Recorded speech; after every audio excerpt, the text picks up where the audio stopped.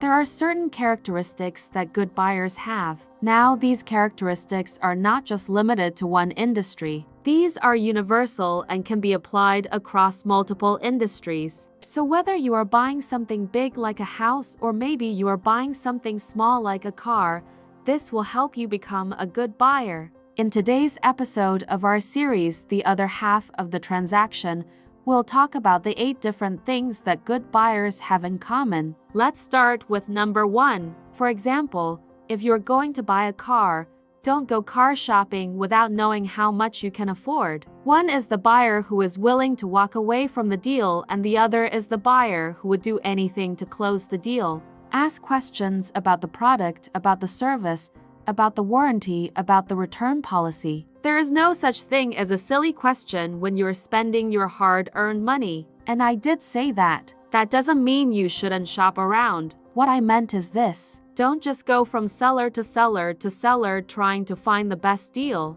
Now, if you're a first-time buyer, then you may not have all of these traits. If you do the first part, the second part will follow. That's okay. Start with 1, start with 2, start with 3. Slowly but surely, over time, you will develop these traits. And remember, becoming a good buyer isn't just about getting a good deal. It's also about building relationships, building trust. Because buying is a very personal experience. You're putting your trust in someone else, and that person or that company should deserve your trust. No, that's not what I meant. What I meant is this. Before you find the seller, before you start building any relationship, you should shop around, you should compare, you should get several quotes. Now, once you find a good seller, you should stick with them. But before that, it's perfectly okay.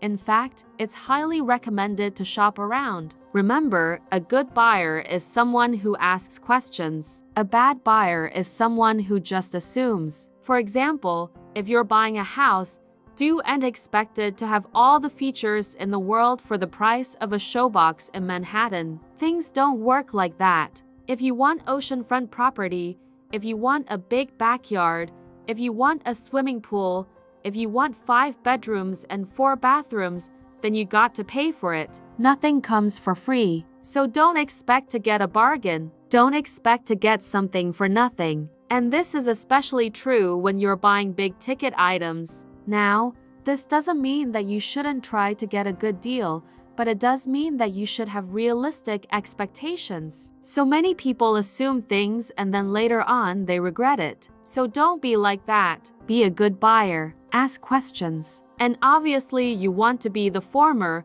not the latter, because when you're willing to walk away from a deal, you have more power and leverage. When you're desperate to close the deal, you have less power and leverage. Now, many people think that being willing to walk away is synonymous with being a bad buyer. In fact, nothing could be further from the truth. You see, when you're willing to walk away from a deal, you have more power and leverage. You can negotiate better. You can get a better deal. If the seller knows that you're desperate to get the deal done, they will take advantage of you. So always remember, if you want to get a good deal, be willing to walk away. Don't go house hunting without knowing your budget, without knowing your maximum price point. And don't just think about the purchase price. Also think about the ongoing cost. For example, if you're buying a house, you should know what the average price for a house like that is in the neighborhood. You don't want to overpay. And likewise, if you're selling a house,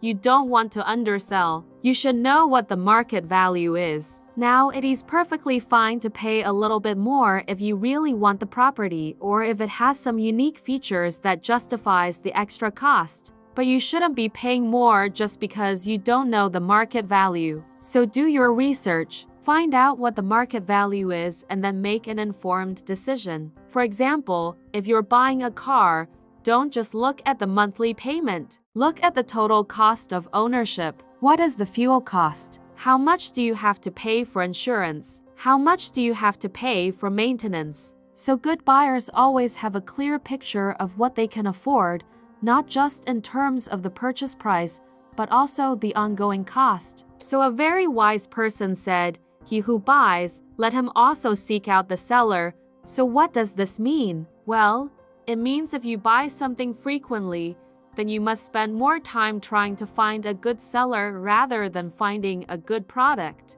Because once you find a good seller, they will always try to sell you the right product. They will always make sure you get the best from them. But if you are constantly going around looking for the best deal, the best product, then you will never build any relationship and you will never have a good buying experience. A good buyer is someone who does his or her homework. Number 2 is the clever buyer. Clever buyers, wise buyers, they classify their needs from wants. In other words, they know what is necessary and what is not necessary. For example, if you're buying a house, do you really need 4 bathrooms? Do you really need 5 bedrooms? Or are those just wants? So good buyers know the difference between needs and wants. And when they sit down with a seller or with the salesperson, they already have their list of needs and they can discuss the wants. Now, some sellers might try to confuse you by telling you, hey, you really don't need that,